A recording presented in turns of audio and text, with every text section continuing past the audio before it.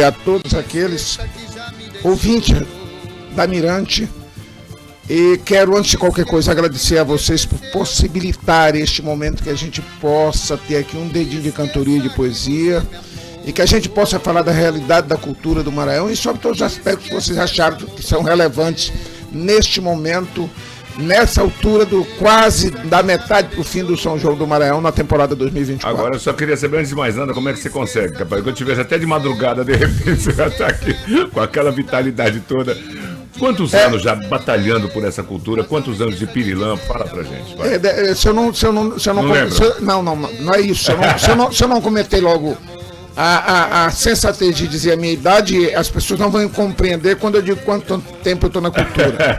Eu já vou fazer 70 anos. Tá bem, não tá não, Lucas? Tá conservado. Olha, estamos ao vivo também aqui pelo Turistando SLZ, tá vendo, rapaz? Rapaz, tá muito conservado. E veja bem, eu já vou fazer 70 anos e tenho mais de 40 anos dedicado à cultura popular. Portanto, mais da metade da minha vida eu dediquei a essa coisa da cultura popular. Beleza. Então entendo que tenho, se não tenho autoridade, pelo menos eu tenho legitimidade para opinar. Tá não certo, é? Se não sou autoridade, eu sou pelo menos um partícipe privilegiado desse processo. Com certeza. Eu passei na favela do samba 32 anos. 32 anos como presidente. Não, presidente 22. Nesses 22 anos eu ganhei 15 campeonatos. Quer dizer, quando eu digo eu ganhei... Fazer o quê, né? Quando eu digo eu ganhei, entenda, eu não ganhei sozinho. Ninguém faz nada sozinho. Óbvio que tinha toda uma equipe que estava lá que me ajudou a ganhar tudo isso. Agora... Quando eu te pergunto quem descobriu o Brasil, tu não vai dizer é o 153º marinheiro que estava na esquadra de Cabral. Todo mundo vai dizer que foi Pedro Álvares Cabral. Foi Cabral. Quando eu digo quem descobriu a América, eu não estou dizendo que quem descobriu foi os 500 marinheiros da esquadra de Colombo. Foi Colombo, foi Cristóvão Colombo. Então, quando eu digo ganhei, é nesse sentido, não é? Fica muito claro a minha colocação. Então tá bom, mas o pirilampo, quantos anos? 28 anos. 28 anos. 28 anos, 22 CDs gravados, 2 DVDs, uma discografia, me parece que única no Brasil. Poucos artistas nacionais têm uma discografia tão ampla como a nossa. São quantos CDs? 22 CDs e 2 DVDs. Ah, tá. Então, se você pesquisar hoje... Já tem LP também. Não, né? na época não tinha mais LP, já tinha acabado o LP. Tá. O LP acabou em 95, 94, 95 e nós começamos a gravar em 96. Então, não tinha mais LP, já era CD, esse mundo do CD. E se você entrar no YouTube agora, se você entrar em qualquer rede social, no Google perguntar quem tem mais CD gravado, você vai se espantar.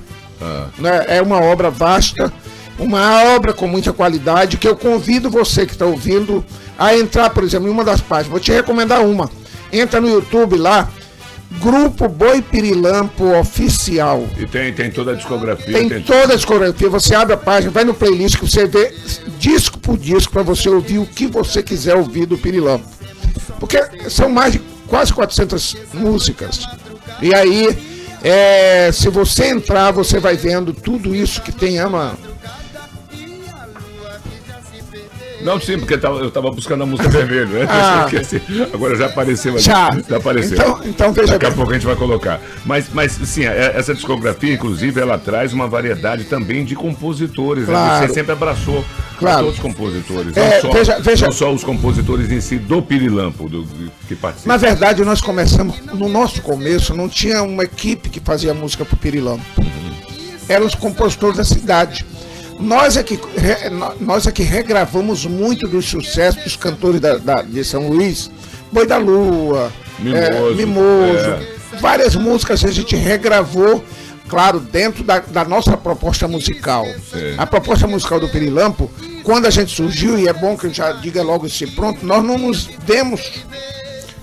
nos enxergamos como um grupo tradicional. De bumba, meu boi. Nós não somos um grupo tradicional. Não tem um sotaque específico. Não, nós não somos um grupo. O que corporifica um boi tradicional? Um grupo tradicional. É bom saber.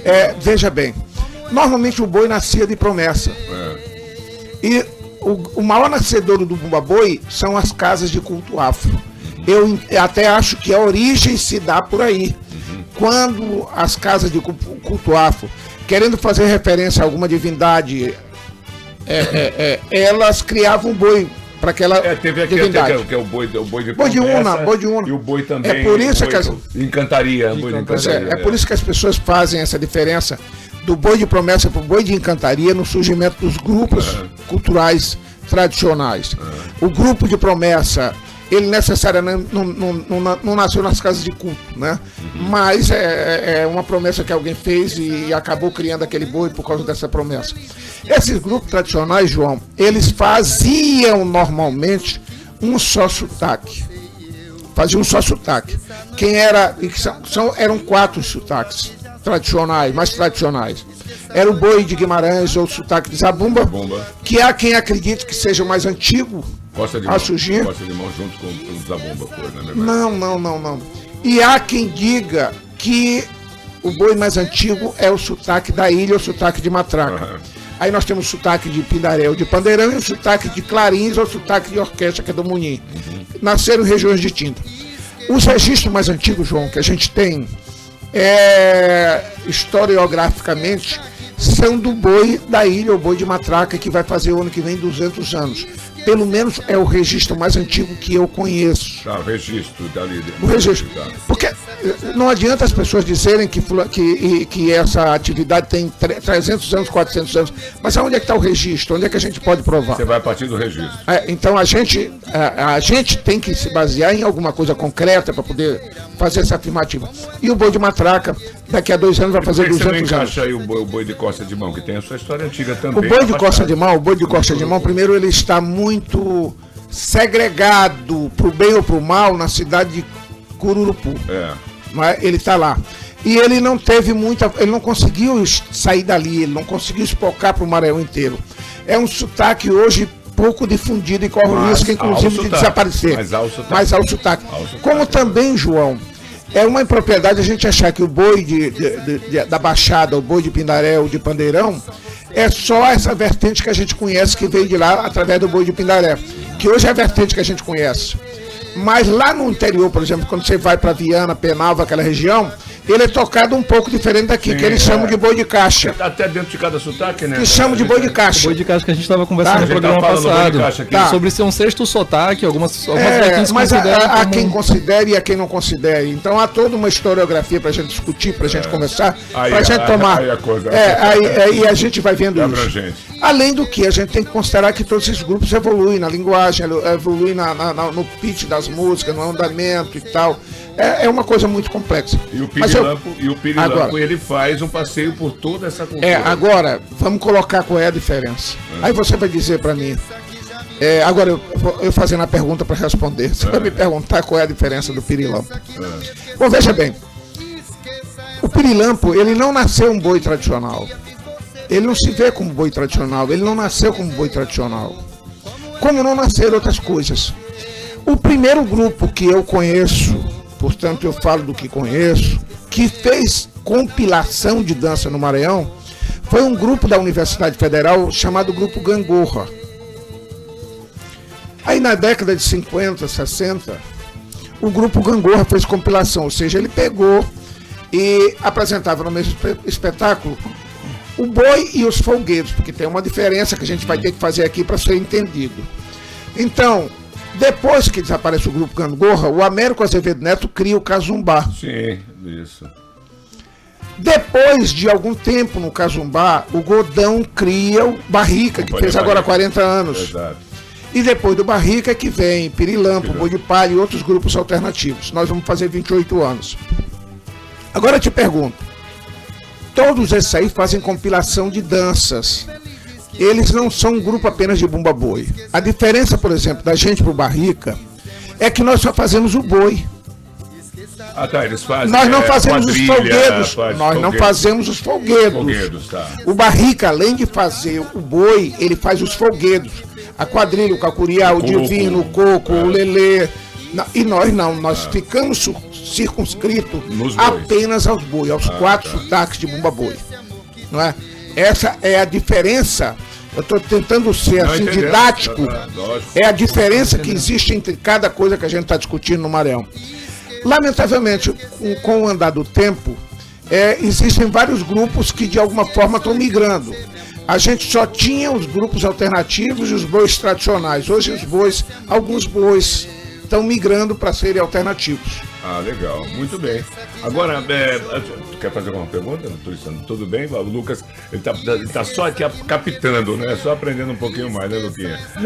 Cara, muitas informações e pra mim tá sendo bastante enriquecedor poder aprender e a gente já tava conversando sobre essa coisa do boi de caixa, ainda bem que vem esse esclarecimento. Isso. Agora, Renato, vamos pular um pouquinho e vamos falar também, porque afinal, infelizmente, a gente não tem tanto tempo para fazer o programa, para bater um papo, mas também rolou esses dias agora com relação à cultura, que você é um defensor incorrigível, né? Assim como a gente também somos defensores incorrigíveis disso, dos grandes sucessos. O Pirilampo vem, apresenta, tá aí, faz o seu trabalho, mas também você fez uma cobrança de uma certa forma, assim,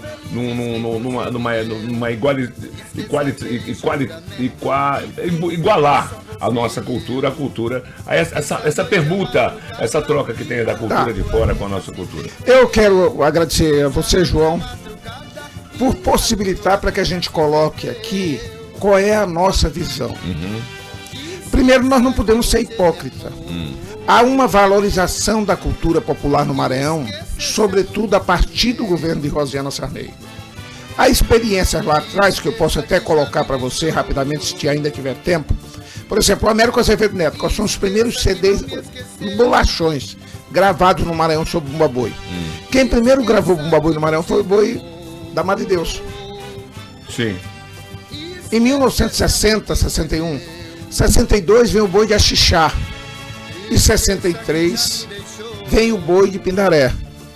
Olha, pouca gente sabe disso. Isso é graças à obra de um cara chamado Américo Azevedo Neto, que na época era secretário de Cultura, e levou esses grupos para gravar no Rio de Janeiro, porque não se gravava aqui. E há uma série de historiografia com relação a isso. Só uma inteligente e interessante que eu vou contar para vocês aqui, que estão nos ouvindo. Segundo o Américo, o Coxinho não era o cantador do Boi de Pindaré. O Coxinho era um batuqueiro do Boi de Pindaré. Só que quando chegou na hora de entrar no estúdio, os cantadores não conseguiam afinar, não conseguiam dar jeito, não conseguiam ir. E perderam 2 dias com essa história.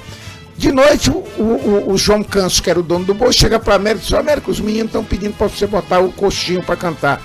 Quem é o Coxinho? Ô, seu Américo, você não lembra? Aquele rapaz que tem um problema na perna e tal. Ah, já sei quem é. Bom, amanhã de manhã, quando ele chegar lá, tu põe ele para cantar lá, pede para ele cantar. Aí, quando chegaram de manhã no estúdio, aliás, o apelido ele leva o João. Devido a isso, né? Quando ele leva o estúdio, aí o cara abre o estúdio para Coxinho, abre aquele vozeirão que só ele tinha. O cara lá dentro do estúdio grita pro Américo: o cantor é esse aí. Esse é que é o cantor. Então, eu tô colocando coisas aqui que são assim, pontos pitorescos da história do Bumba Boi que pode ser resgatado. Então, eu dizia para você qual é a diferença que faz o Pirilampo. O Pirilampo é diferente dos outros grupos, não só, João, isso eu peço a máxima atenção, não só porque a gente faz os 4 sotaques, porque a gente faz os 4 sotaques na mesma música. Na mesma música. Na mesma música. Você vai trocando, presta atenção no espetáculo da gente, na nossa musicalidade, você vai vendo que a gente vai mudando de sotaque na mesma música. Porque os outros grupos fazem os 4 sotaques, mas um de cada vez. Sim, mostra cada música. Um de cada vez. Nós fazemos os 4 sotaques na mesma música. Tá certo. Então, esta é a proposta.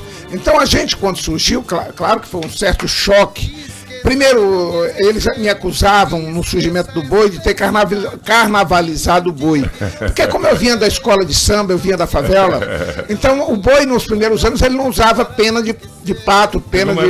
Era só pluma. Não, teve uma época que foi muito interessante, que até faço questão de lembrar, não me lembro qual ano, foi logo no começo do Pirilampo, que eram da rede, as cordas da rede, né?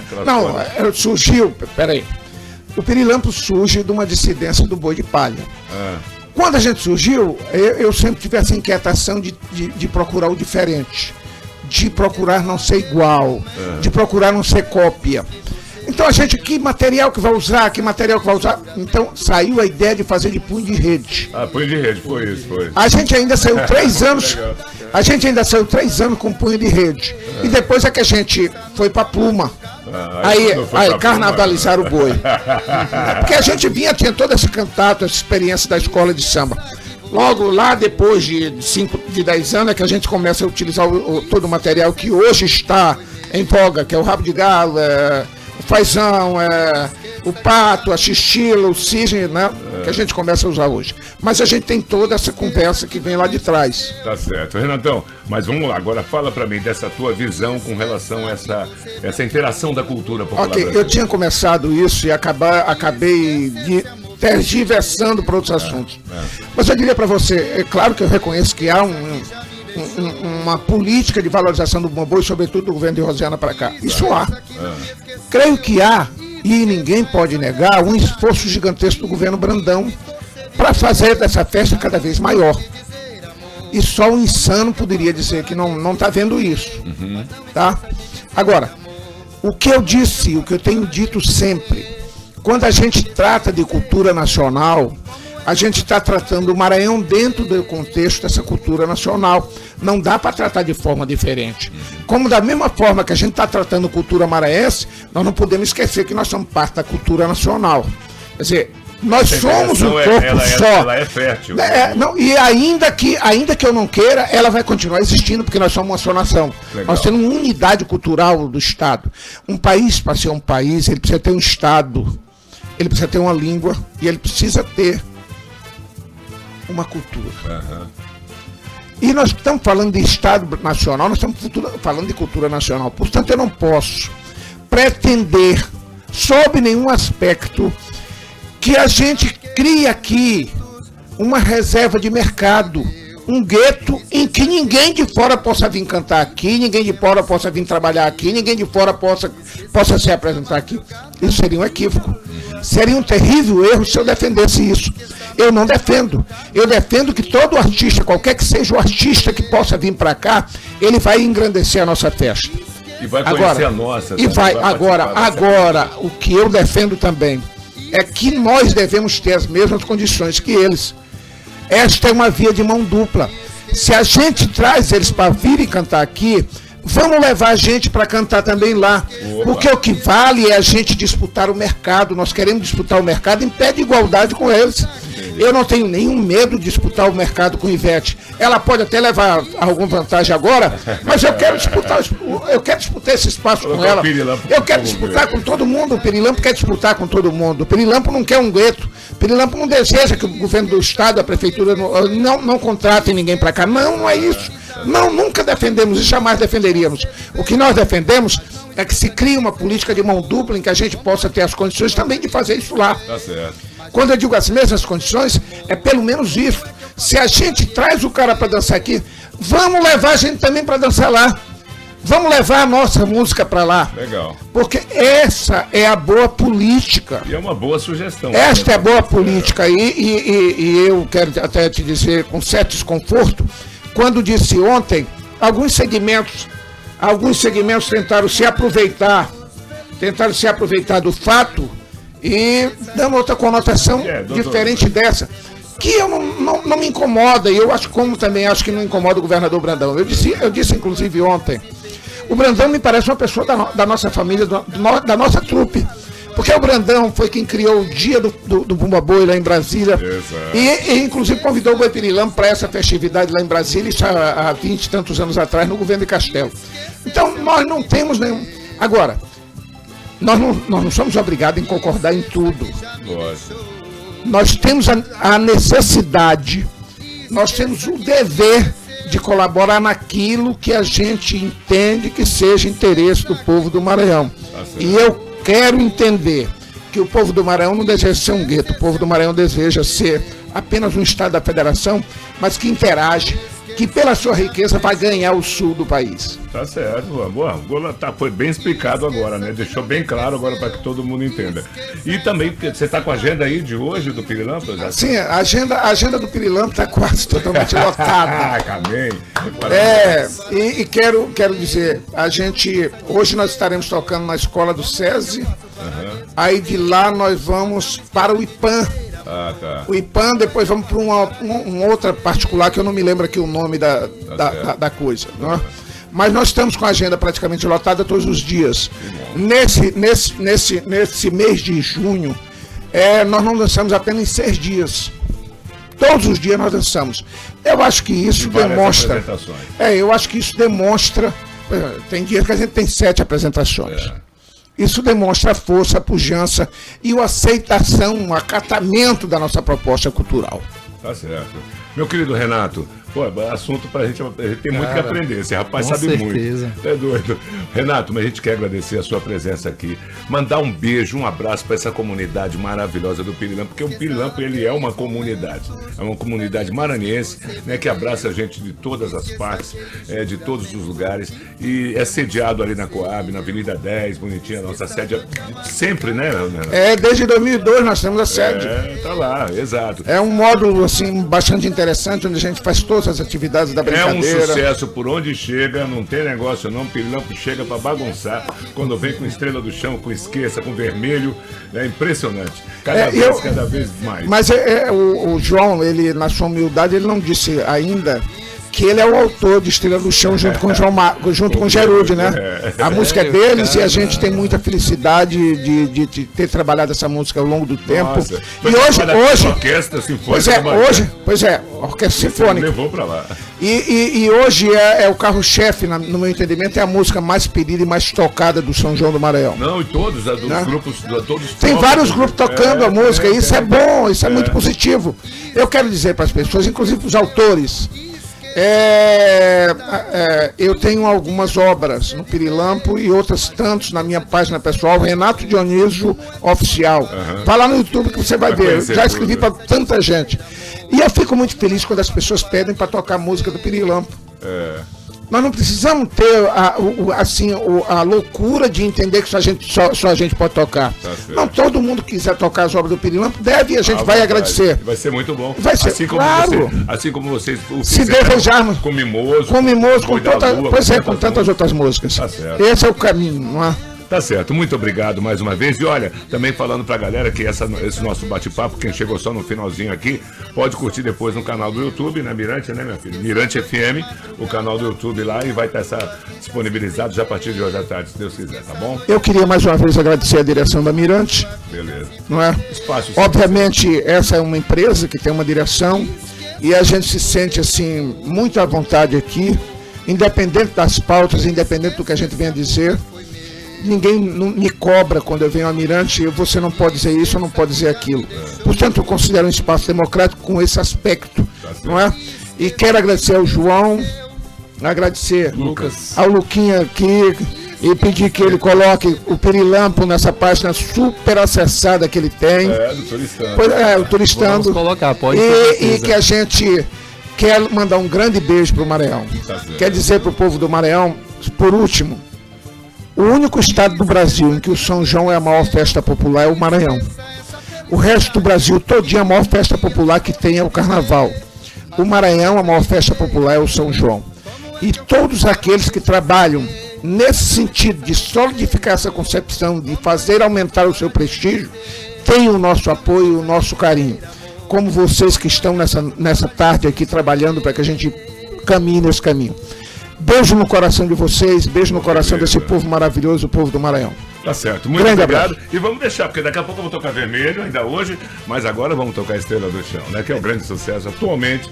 Mas esqueça também, a gente não pode esquecer. Não pode esquecer.